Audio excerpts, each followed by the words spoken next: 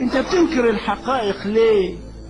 صلاح الدين كردي وجاء باسم الإسلام وحرر فلسطين التي خان المسلمون العرب قضيتها. لا تكلمت دمشق ولا تكلمت بغداد ولا تكلمت القاهرة ولا تكلمت المدينة ولا قدم واحد من حكام هذه البلاد التي ذكرتها شيئا لبيت المقدس يوم دخل الصليبيون فيه وذبحوا 70,000 مسلم.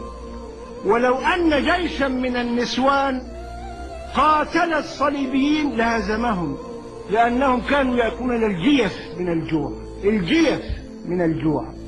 لكن هم تقدموا في فراغ، زي ما بيقولوا العيال بتوع الكرة الآن، عمل جون في ايه؟ في ايه؟ ما فيش حارس للمرمى. طب وايه اللي عملته؟ ما فيش حارس مرمى. اهو دخلوا بلد ما فيش فيها حد، محدش دافع عنه. ادرس يا اخي التاريخ.